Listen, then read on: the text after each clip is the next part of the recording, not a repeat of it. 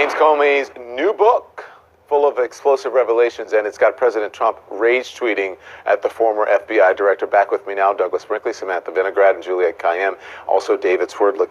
Douglas, the slow leak of this Comey book, from starting to attract last night, attracted swift and angry, as it's starting to bubble last night, attracted a swift and angry response from the president, from slimeball to weak to liar and leaker, and then this afternoon, this from the White House briefing. One of the president's greatest achievements will go down as firing Director James Comey.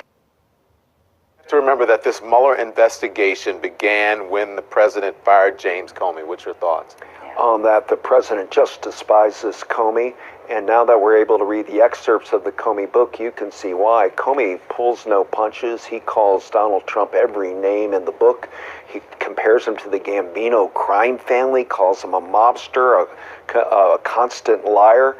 But I was surprised, Don, that Comey is so loosey-goosey with his own language. One point he uses the phrase, holy crap, and then the whole golden shower scenario and all. I thought he would have taken a little higher road, and instead he seems to have gone into the muck with Donald Trump. So next week it's going to be back and forth, Comey, Trump, on the TV shows. I didn't think he needed to do that. No, he should have been, the greats, public servants write memoirs that don't behave that way. Yeah. Does anyone disagree with that? I mean, because he's held in such high esteem. Listen, people were upset with him with what happened with the 2016 election, but I think Democrats were calling for him to resign, not necessarily be fired, and then they got back on board. Go ahead. What did you want to say, David? Don, I was just sorry to interrupt. I slightly disagree with Douglas, although Douglas, of course, has the historical perspective that few people do. What was learned in 2016 in terms of people who were at odds with Donald Trump, then candidate Donald Trump, now President Trump, is that the Michelle Obama frame, when they go low, we go high, frequently did not work. And I wonder if Comey is going with a sort of, when they go low, I go lower type approach, because when you're doing battle with President Trump, there's no bottom to which he won't go when it comes to insults. And I think Comey has had enough time to reflect on that and sees that he's really in this sort of image dogfight with the president. At least he will be for the next several days. And maybe he says, look, it's going to get nasty. Why not just let it rip from the beginning? Well, since we're talking about that, Comey does write somewhat tongue-in-cheek about the president's physical characteristics. This is for you, Juliet. His hair, his skin, his hand size. Here's what he said. Here's what he said about why it was so salacious. Watch this. I started to tell him about the allegation was that he had been involved with prostitutes in a hotel in Moscow in 2013 during a visit for the Miss Universe pageant, and that the Russians had filmed the episode. And he interrupted very defensively and started talking about it. Do I look like a guy who needs hookers? And I assumed he was asking that rhetorically. I didn't answer that, and I just moved on and explained, sir, I'm not saying that we credit this. I'm not saying we believe it. We just thought it very important that you know. Do you feel the Tawdry details potentially detracted from the more serious allegations he made?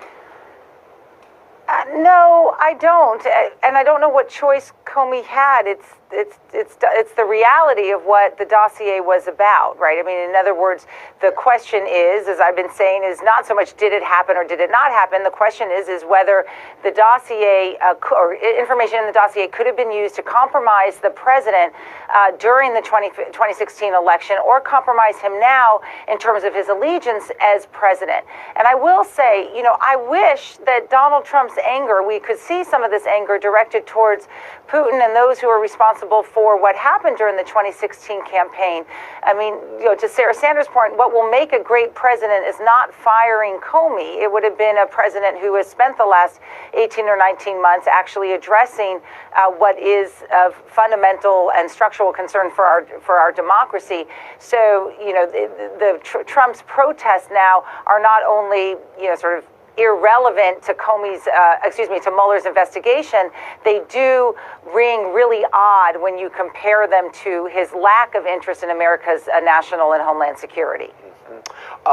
Sam, excerpts from James Comey's forthcoming book leaked yesterday, and Trump and his allies have spent today really punching back in an attempt to discredit the former FBI director. This is Sarah Sanders earlier today. The American people see right through the blatant lies of a self-admitted leaker. This is nothing more than a poorly executed PR stunt by Comey to desperately rehabilitate his tattered reputation and enrich his own bank account by peddling a book that belongs in the bargain bin of the fiction section instead of being remembered as a dedicated servant in the pursuit of justice. Like so many of his other colleagues at the FBI, Comey will be forever known as a disgraced partisan hack that broke his sacred trust with the President of the United States, the dedicated agents of the FBI, and the American people he vowed to faithfully serve. She wanted to get that out. That was scripted. She read every single word. Who do you think the American people think is more credible, Trump or Comey, Sam? I think definitely Comey, but Don, here's the thing. A lot of people write a lot of books about presidents. You could fill a library with a lot of them. Most of the time, presidents don't respond, particularly when those books are untrue. But this president has spent a lot of time, both personally and through Sarah Sanders, responding to things that he says, again, aren't true, and that makes me wonder a little bit. To your earlier question, I think the timing of this book is a little bit unfortunate. I think that we are now seeing a scene play out that was expected. The president's base are using this book to kind of bully Jim Comey, and it's a distraction at a time when we have an investigation underway and we have 2018 midterms coming. So a lot of people are saying we need to shed light on the president prioritizing, for example, his own personal interests over the Russia investigation. We knew that. I personally would have just liked to see this book published once we got through the midterms and once the investigation was done. What do you think of that, David? Should he have waited for at least for the investigation to end? Well, I agree that it's giving new fodder to Trump's base to say, look, the FBI is, out to get the president, the deep state, that there's a sort of conspiracy of the Washington establishment. So in that sense, I think Sam is right. I wouldn't second guess the timing of the book, though. I mean, the book probably is just when it was ready to come out, it was going to come out. Comey is known, even though people have always said that he is someone of, high integrity, high intelligence, someone who is a dedicated public servant. His reputation is also as someone who likes the spotlight, and this is a moment when he's sort of grabbing a little bit of the spotlight. And who knows when the investigation will be over? Remember the Benghazi investigation, what was it, over 2 years? So it's actually hasn't been that long. All right, thank you all. When we come back, the latest on our breaking news, airstrikes on the Bashar al-Assad regime in Syria.